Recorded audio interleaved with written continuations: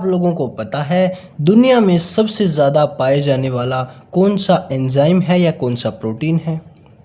हम बात करने वाले हैं आज रूबिस्को एंजाइम के बारे में, जो दुनिया पर या फिर कह सकते हो पूरी अर्थ पर जो है मोस्ट अबेंडेंट प्रोटीन या एंजाइम है। एंजाइम ही तो प्रोटीन के ही होते हैं, most of the enzymes are protein.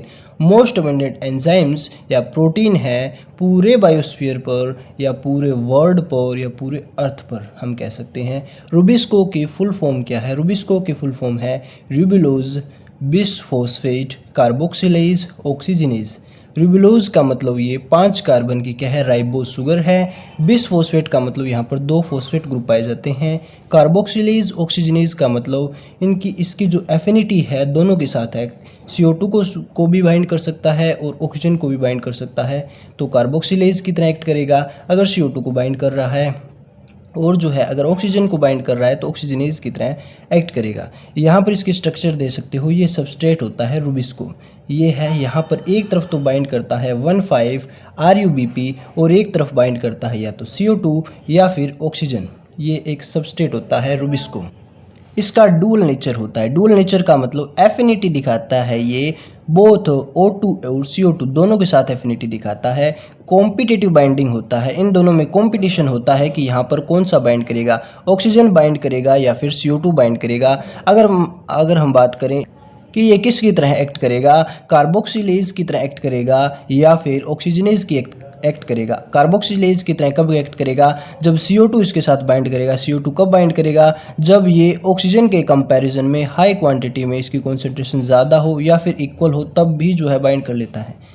Carboxylase ज़्यादातर जो है CO2 के साथ एफिनिटी ज़्यादा दिखाता है ऑक्सीजन के कंपैरिजन में। अगर इक्वल भी हुए दोनों तो भी ये CO2 के साथ ही बाइंड करेगा। अगर CO2 के साथ बाइंड करेगा, यहाँ पर एक तरफ CO2 बाइंड करेगा और एक तरफ जो है 1,5 RUBP बाइंड करेगा।